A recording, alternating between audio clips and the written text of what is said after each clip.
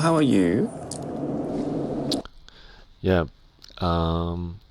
Previously, can you remember? We already finished talking about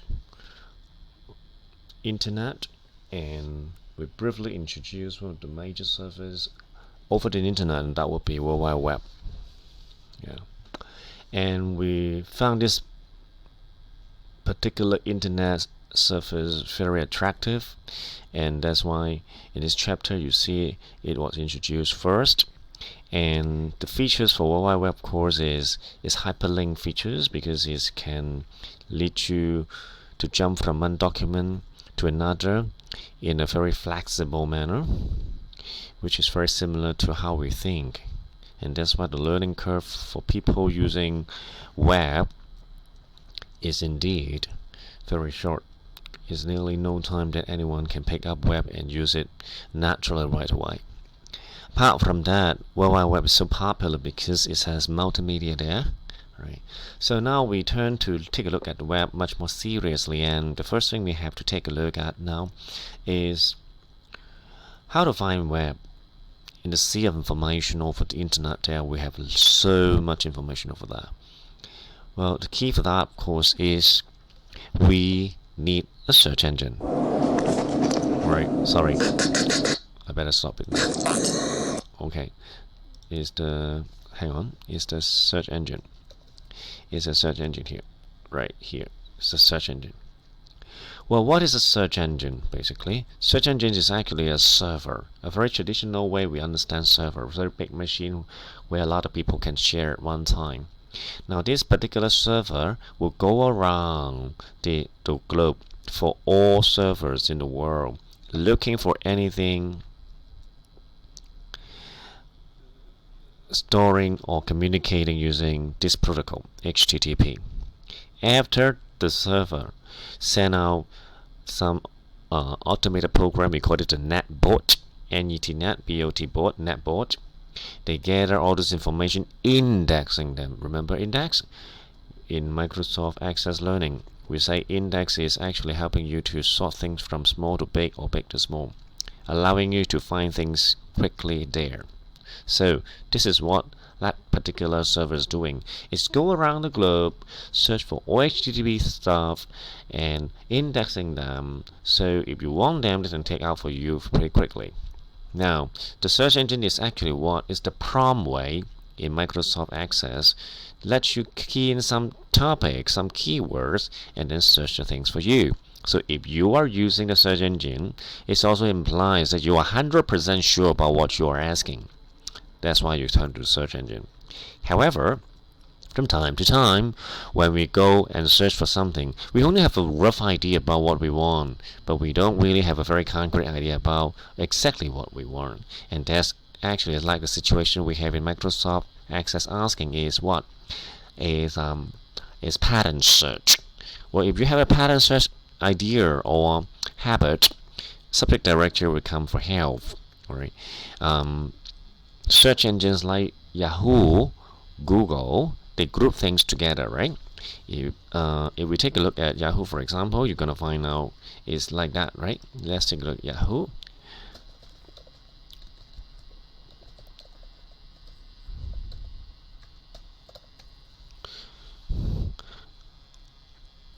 Right. Now that's a Yahoo, right? In the Yahoo there, you see they group things together as coronavirus, U.S. election, news at home, sport, finance. And this is what? This is, you see here that I highlight up there, is subject directory. So they have a subject directory and they have the news, of course. Alright, a lot of Bidens here anyway. Okay. Whatever.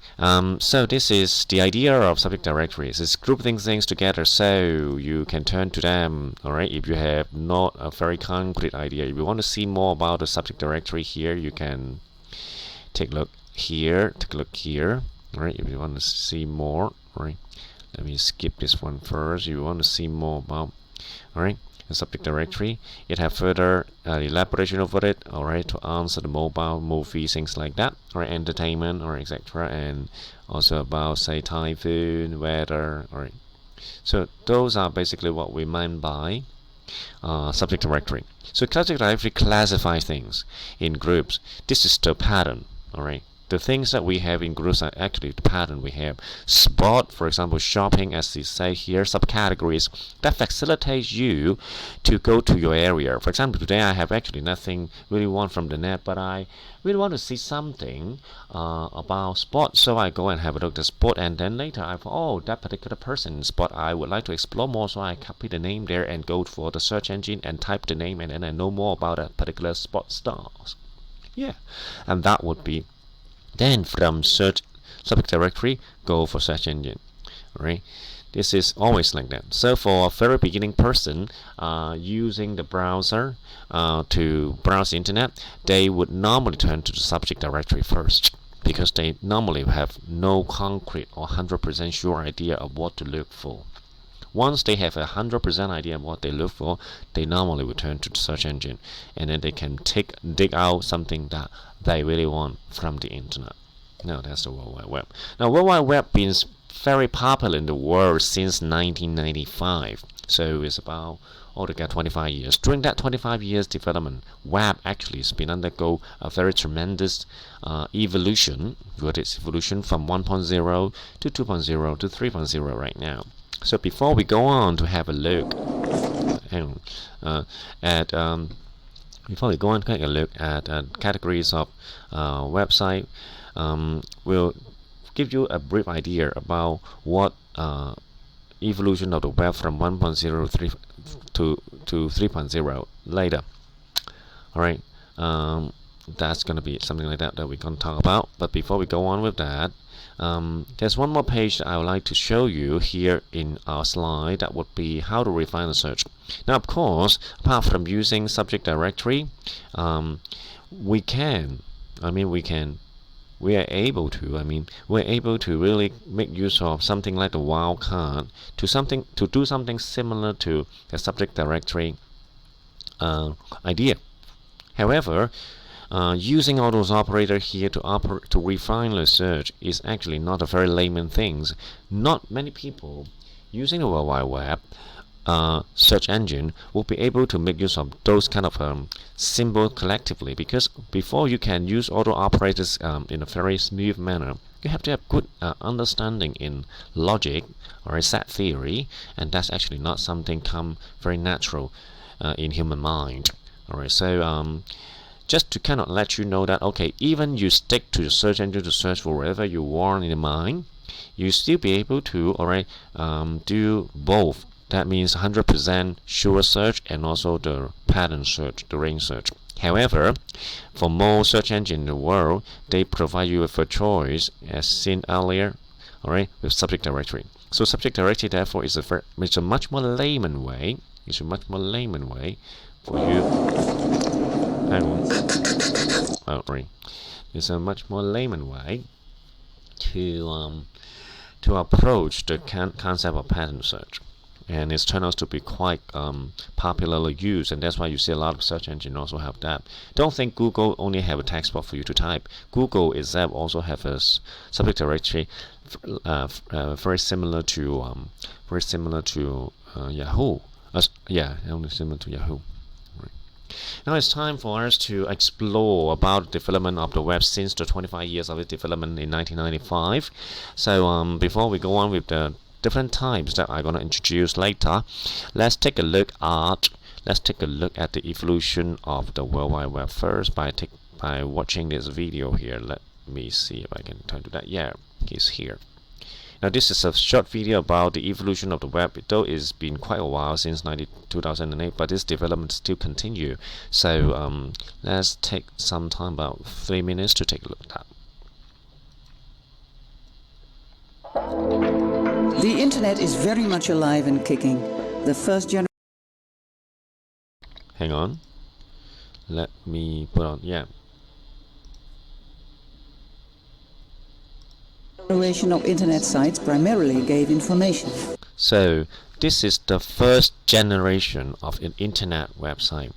So when we say about web 1.0, is major activities that we see on the web that time is only give you information, which is similar to your turning to a dictionary and find the words, and then you are not feeding back feedbacking anything. You just check for something, look for something. So this is the first generation of web use. But with the rise of sites like Facebook and Amazon, the web has become increasingly interactive. so the second generation 2.0 about the web is that one here, interactive. We're starting to get more and more of our stuff onto the web and share with the others. And that's why we have, as you see here, we have Facebook, YouTube, alright, Twitter to share our stuff. So the 2.0 age or 2.0 use of the web basically means we interact with our content contributing, and that makes World Wide Web very interesting then, because you're now going to see something real in the world happening in the computer world. So let's see what is 3.0 then. On this Web 2.0, it's mostly the user who produces the content. Without contributors, there would be no Facebook, and without people who post information on Wikipedia and their clips on YouTube, there would be no interaction on these sites. Meanwhile, most people have become familiar with Web 2.0. Blogging, tagging, social networking, and social bookmarking have paved the way to a next step in the development of the web. The step to the intelligent and omnipresent Web 3.0. So this is 3.0 of the web. In 3.0 there, and we actually experience it, the web now no longer be only letting us interacting over there as a platform. It also kind of makes sense of what we're doing there, because it would have intelligence right now. And that's why when you are typing anything over the search engine, for example, I am typing a Biden, then I will have Hunter Biden, because the search engine is guessing, are you looking for some of the secret history or some of the untold story of the of Hunter Biden? Yeah, things like that. Right? So the web is no longer really kind of accepting and let you go and interacting over there in an objective, neutral manner. It start taking side of your preference. So if you browse for sport things from time to time, the web is start knowing that you like sport, and it will throw you with more sports. That thing's actually happening in YouTube. There you browse a lot of the information related to a particular category over YouTube. YouTube will give you more and more of that particular category. Right? That's of course provided that you have a YouTube account. If they don't know who you are, they can't do that. But once they know your preference, they will do that right away, and that's 3.0. So 3.0 is about intelligence. The web is getting more and more customized based on your usage. And it's more and more around you, because we see that kind of customization also around us, producing what we see in Smart Him later. So let's take a look at that. Continue. Web 3.0 is not totally different from the web we know now. It is in many respects a continuation of existing techniques. Think of the so-called recommender systems that make a personal approach by a website possible.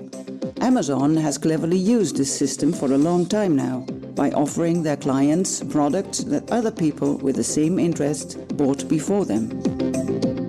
And on Last.fm, you can listen online to music that caters to your personal wishes. By using smart systems, these sites are in a continuous learning process, and they anticipate what their users like or dislike. Important for sites like Last.fm or Amazon is that a song or a book gets extra information added by the user.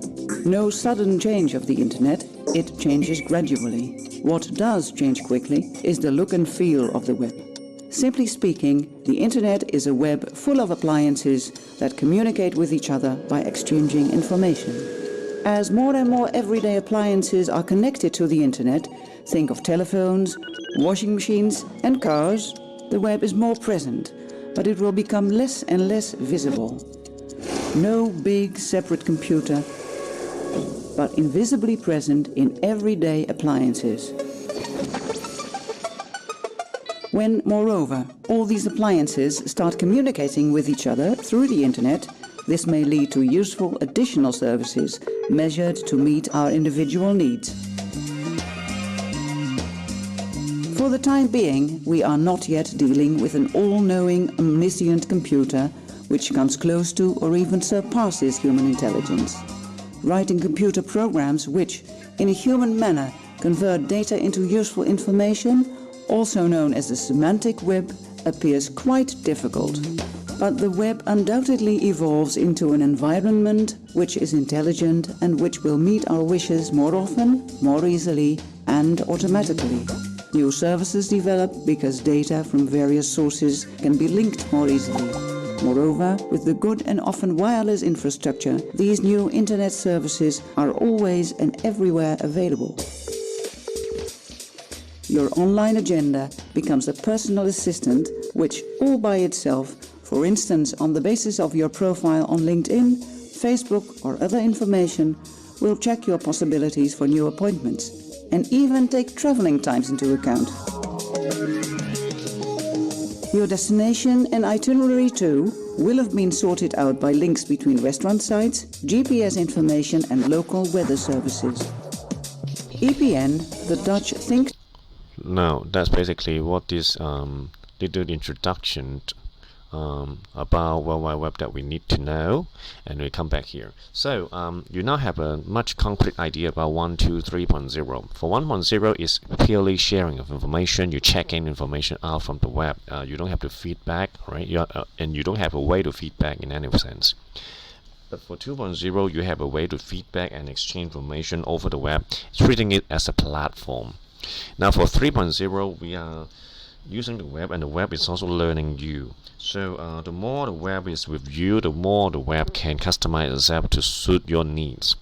This is good and this is bad also. Good in the way that you find yourself more and more reliant on the web, and the web can really do something for you, and it's become a very convenience tool for you to live on your life. The bad thing is because it would keep throwing on the things that you are fond of, it's very easily that the web will polarize our idea. So if we have any hatred of particular things, we want to hate this more and more. If we have a particular affiliation, like a fondness of a particular items, we're gonna like that one more and more too. So we call this polarization. The web undoubtedly is pushing. Is boosting this particular human nature. Well, no matter what, take a look at the website here, and we're gonna have more idea about how those kind of development go around. Now, first of all, the search engines is a very typical website that exists for a long time ago. Since 1995, it's actually evolved quite quickly. Alright, this is this used to be a 1.0 stuff. Now the search engine is turning itself into 2 and also 3.0 stuff. When interacting with different websites in the world, it's turning itself into a 2.0 stuff, and then guessing what you are typing to search things for you. Alright, that would be 3.0 stuff. So when you type HKCC, the Google may be thinking, are you looking for HKCC secret? Things like that. Alright. Now, we know we use the web to interact, so you see a lot of 2.0 stuff here, like the social network stuff, the bookmarking stuff, the media sharing stuff. They are all traditional 2.0 uses of the web, allowing you to go there and share information with the others. And of course, we also have some very traditional use of the web, like the news, the weather, and the mass media, and that would be normally the 1.0 stuff. Right, the 1.0 stuff. You just go there, you just check information, and then you go. Right. Same apply for the information research website that basically lets you to check for something, just like a dictionary.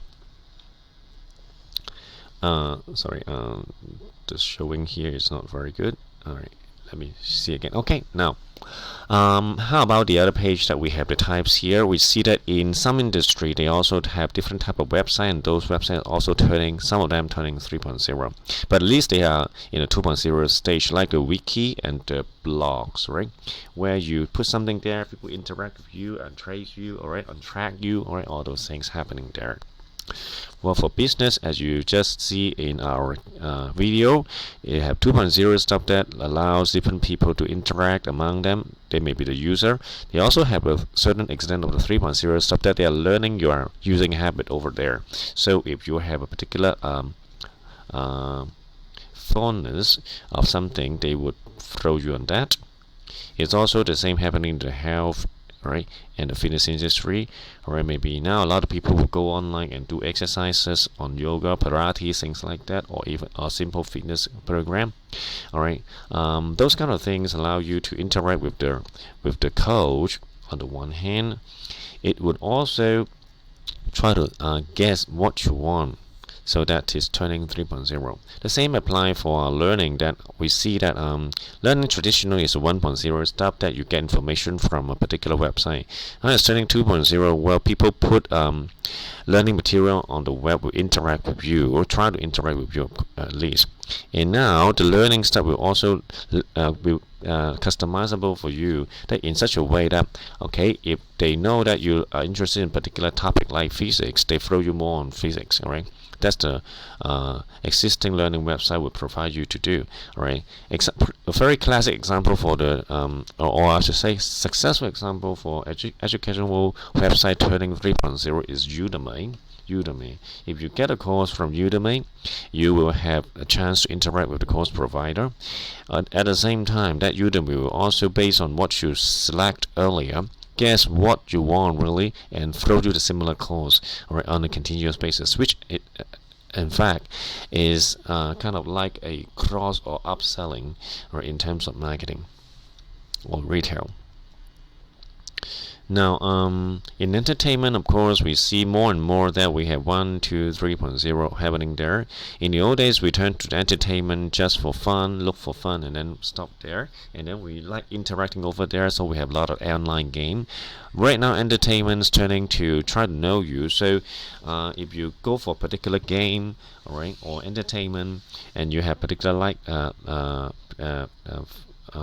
favors that is known by the entertainment website, they will throw you more on that. For example, you're playing a game and you are very fond of fighting a particular monster, and that particular monster will happen to your path of you're playing the game more. Likewise, if you're watching movie and you like a particular kind of movie, they will give you more of that particular type of movie. Very classic example for that, of course, would be Netflix. Right? If you have a Netflix account, if you watch a movie, say animation and very violent, and they will always throw you the animation with violence, right, on a continuous basis, because they're guessing that that would be your profile. Okay. Now, of course, the retail and auction there would be 1, 2, 3.0 being experienced already. And also we found it in mapping. They are turning to 3.0 as well, because now they would most of the web would try to figure out where you are and get you the location information, and then figure out a way for you to get around there. Right? Google Map is doing a very good job over there, and it's definitely a 3.0 stuff. We're customizing the location information to your own needs. In finance and banking, we see that the major concentrating their major activity concentrating on 2.0, letting you to interact with the bank in a cyber way. Are they customizing things as well? Not very much at the moment, but they are working on it. The travel is, of course, turning from 2 to 3.0 now. All right. When we say 2.0, we would actually also imply 1.0, because when any website turn 2.0, one with content interacting with one another, they also have sharing, or one-way sharing as well, and that's why it implies 1.0. Just that we will see whether that particular website type would go 3.0. In the case of travel and tourism, we see that it's migrating to 3.0 because our information from time to time go on the net as a kind of our diary or itinerary.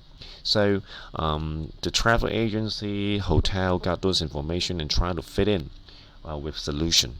So help us to occupy, for example, your time spending on a particular place traveling, or looking for places for you to settle. All right, thinking about, okay, if you have a particular budget, all right, what sort of room service will be best for you, right? That would be what we call 3.0 stuff.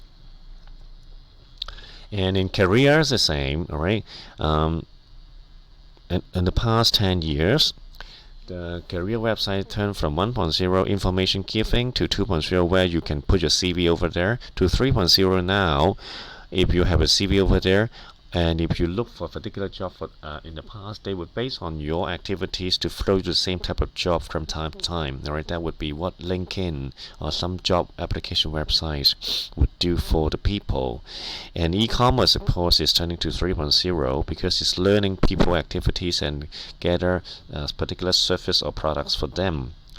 And for some website, as we have a lot of information over the internet, some of the information from official source, some of the information from maybe key opinions leaders, how are we going to see particular events become more and more complicated? And therefore, we see some website would put together, all right, official and also personal or popular information together, so that we have a clear picture about particular issues, and that would be what content aggregator is doing. So content aggregator is actually based on our interest of news or events, and then combine them in such a way, that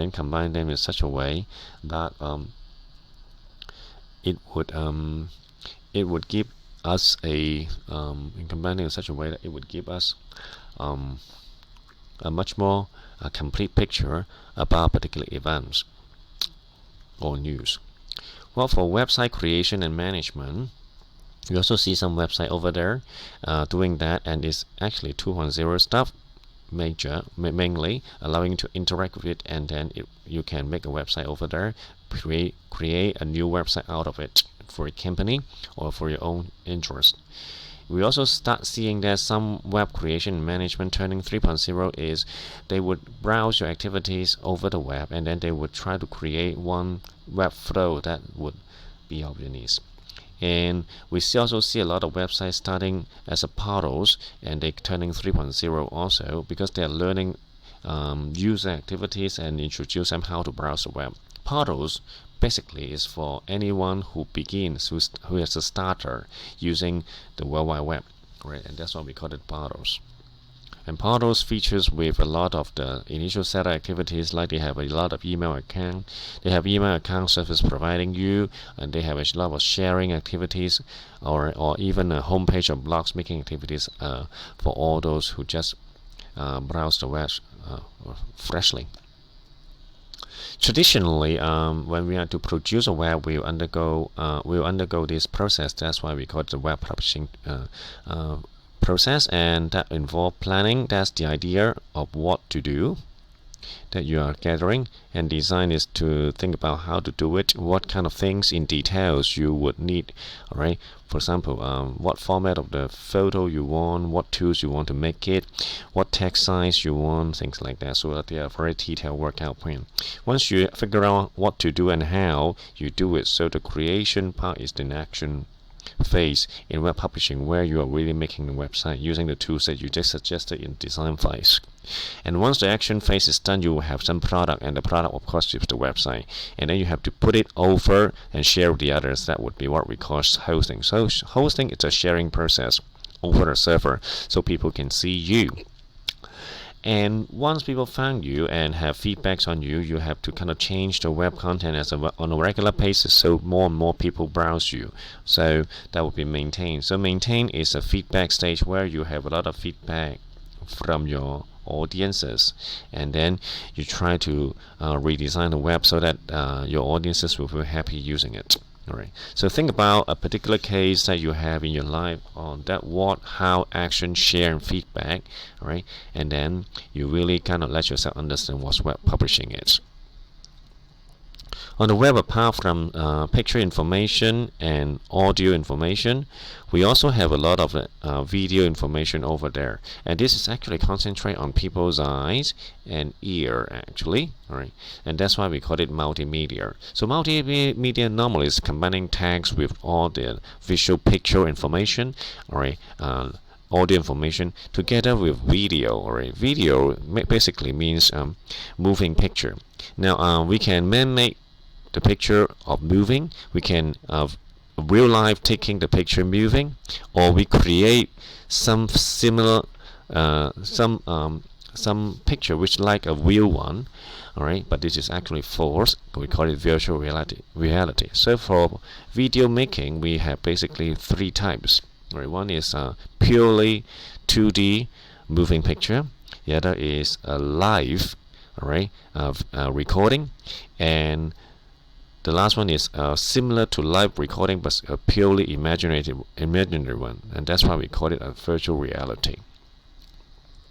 For graphics here, the long-established format that we see over the net would be PNG, or GIF, and JPEG. They are small, right? They can have transparent color or have many colors, and they also have some big format for text recognition, and also have resizable format in bitmap. Now, as more and more that people use picture to represent things on the internet, infographics become something very popular, which is actually a way to express complex idea in a simplified manner. So we just take a look at a simple picture, and then maybe we have a quite a good grasp about a particular concept. Like, for example, if you study biology before, photosynthesis may sound a little bit odd to you. Right now, people learning it, they will make use of some text, some picture, and summarize it in a sheet of in a worksheet like that, and then you can quickly get the idea. So infographics therefore becomes one of the popular presentation style in World Wide Web format. And animation is also heavily used on the web, so as to stimulate our visual sense, and then we can remember things better, just like this one here. And apart from that, we also see that the web makes use of a lot of audio stuff to let us enjoy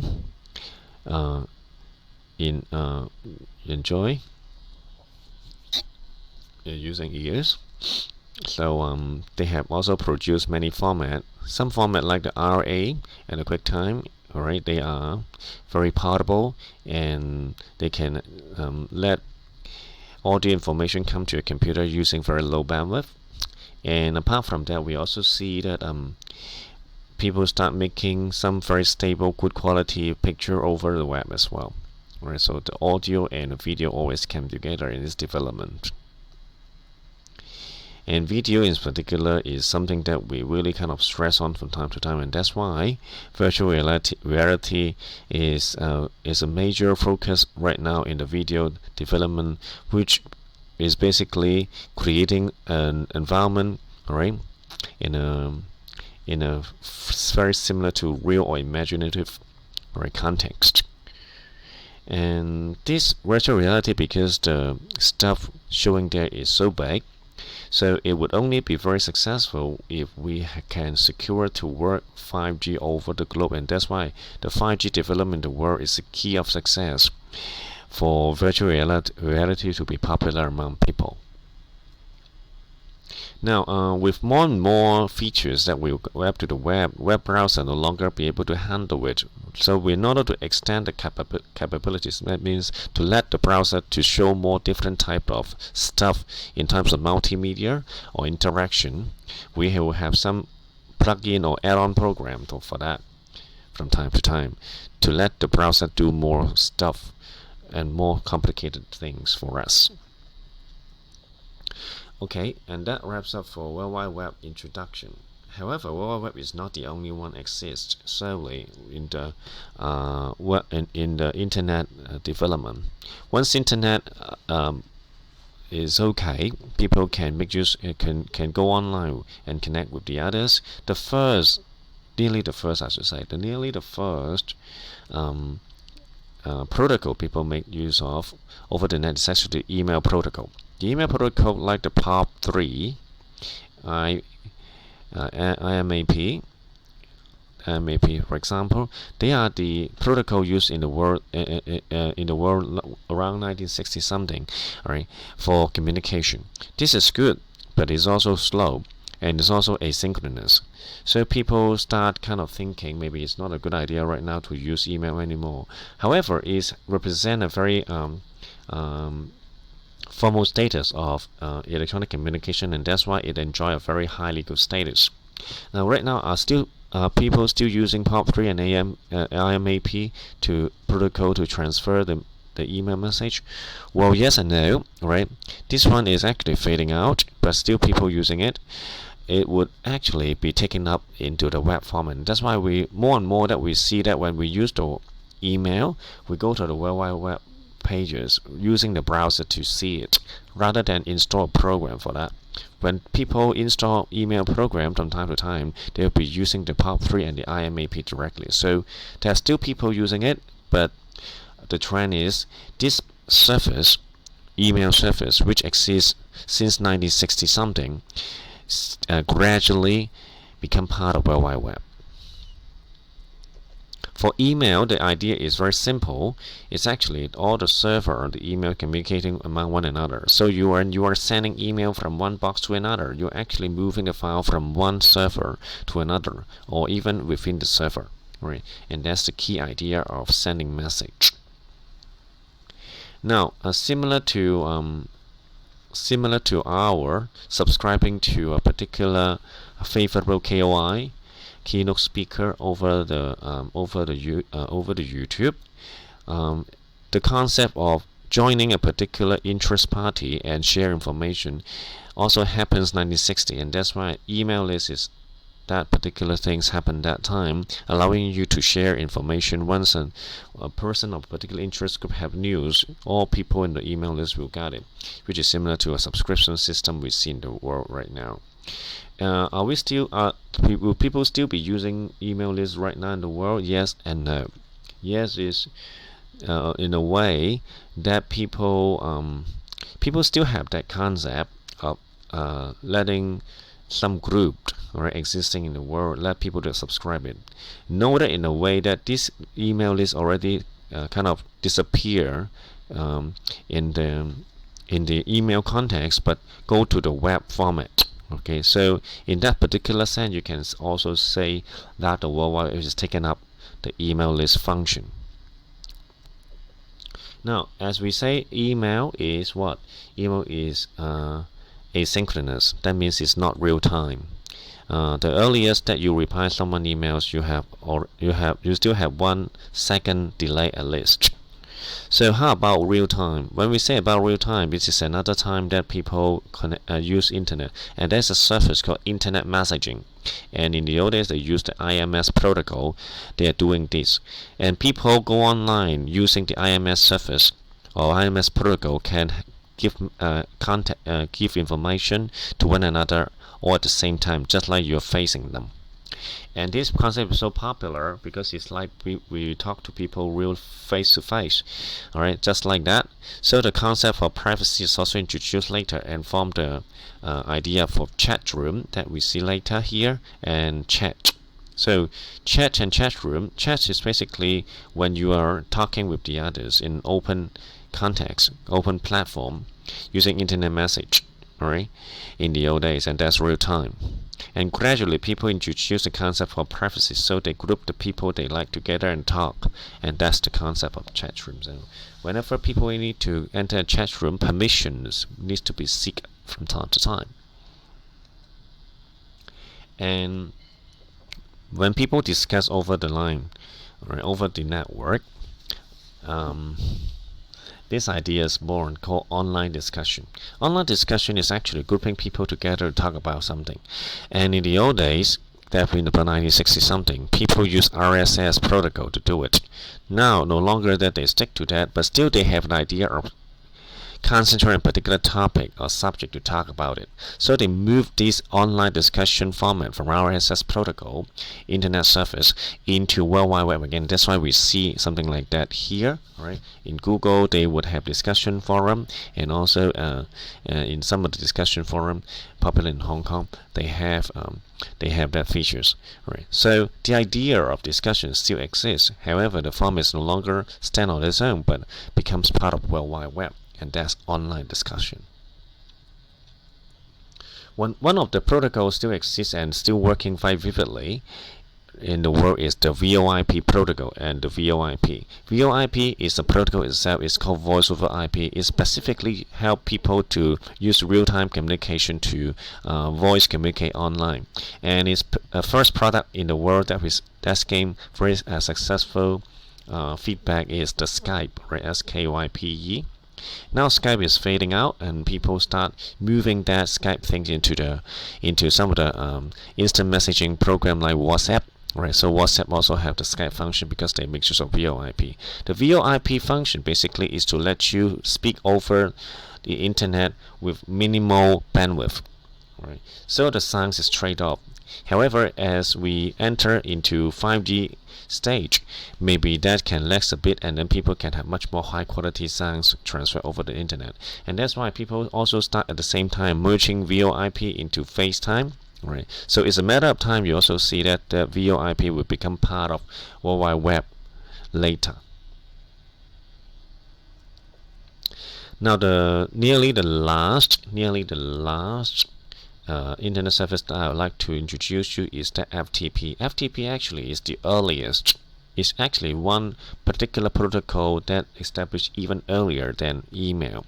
This one is no longer be used by a lot of server because of the security issue. But this one is, of course, a very effective and efficient way to chop things, or chop file to transfer into a manner that it can transfer quite fast, quite efficiently. Therefore, even though people realize FTP is a bit unsafe transferring file, we see that it will still be used by some of the open source software for you to download, like Linux. Right. So in order to transfer file in a much more secure manner, people start turning FTP to HTTP. And with the bandwidth increase, people would no longer be very much cautious about how much bandwidth you will really occupying a particular bandwidth, and therefore FTP is also fading out. So FTP is like HTTP in a way, in the way that we work on right now, that they also have the upload and download files, treatments. Now, what interests people most at the time is how to behave properly over the communication. Over the past 10 years, people start conclude with the following advice for people: that if you want to have a very acceptable and good communication over the web in a wholesome manner, we should be polite over the others and try not to flame the others using some of the very emotional speech. And also, in order to let people to read much more efficiently over the web, try to make use of some symbol, and that's a good way of doing it. Right now, however, as we move our learning over the web much more, and we also have more time meeting over the netiquette that in 2020 will be concentrating on learning. And that's why I also like to show you another video here which talk about netiquette, and it's concentrating on online learning. Right now, if you type netiquette over the web, or YouTube, you're gonna find out more often than not, the netiquette that they pop up would be about how we should behave properly and efficient and effectively, so that we learn better over the web. So this is the netiquette. What's up, world? I'm Mr. Vaca, and today we're going to be talking about netiquette. What is netiquette? Etiquette or netiquette is how you behave when you're taking an online class. Now that most of the schools in the So you see the netiquette right now in the words about online class attitude. nation are doing the remote or distance learning, teachers have been asking across the country, how do I get my students to behave? So I put together some tips so that you can get full participation points in your classes.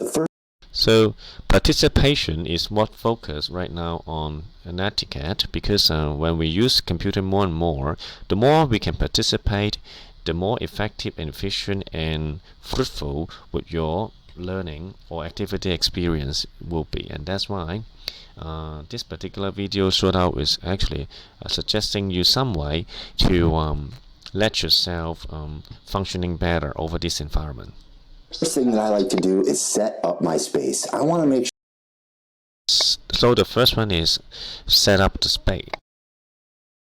sure that I'm in a space that has limited or no distractions and is very quiet. For example, I don't want to be sitting in the kitchen or the family room with my little sister running around and making a lot of noise. Instead, I would rather be in an office or in my bedroom where it's nice and quiet so that I can really focus and pay attention. Tip number 2 is about webcams. You want to make sure that The second one is about the use of camera. Use of camera seems very embarrassing for people because they always fear that their house is no good, so they don't want to show their house. However, for very good communication experience on meeting or learning, this becomes something inevitable.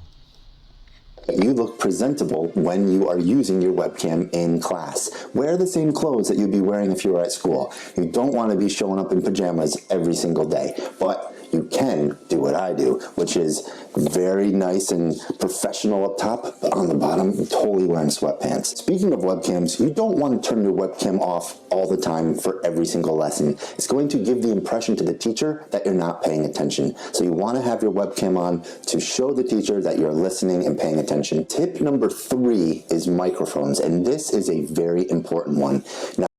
Now the microphone stuff is about you don't disturb the others, alright, and always kind of in a web environment let people talk in a sequential manner so that even all people can talk at the same time. This kind of sharing would be much more effective and efficient and easy to follow.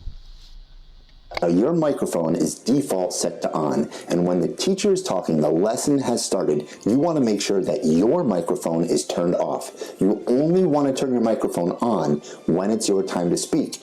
That will help eliminate all the background noise. Try to keep it one person speaking at a time. But if you have your own gaming headset with a mic, feel free to use that. Usually those mics are way better than the mics that are provided in a Chromebook. Our last tip focuses on the text box chat feature in Google Meet. You want to think before you type. Now this is about the use of chatting, alright? This is a traditional way of netiquette. Respect the others, use the simple things like that. Alright, remember respecting, alright, non-flaming the others is always the key, and that's why you see here. Anything, because whatever you put up there is going to be up there forever. Think before you write. Show the same respect that you would have in class. You wouldn't just blabber out some crazy gibberish, and you definitely wouldn't be showing emoji signs all throughout the lesson. So you want to only use the chat box feature to ask questions if somebody else is speaking. You don't want to use the chat feature to talk directly with your friends. That will be very disruptive to the classroom, and everyone again will see it. That's pretty much it. Hopefully this helps out, and if you have any other questions, shoot me an email. Alright, that's basically it. Alright, so with those ideas we have about the web learning, we basically complete our understanding about netiquette as well, which evolved from pure text, right, or WhatsApp, or I would say instant messaging communication rule to now learning or meeting rules. Okay. Now this is what we learned in the chapter. So after studying this chapter, you now have a better idea about what internet is and how it's come about, and then we have a better idea about the web and its related media, and then we see how the surface evolved after the web appears, and then finally we wraps up with netiquette.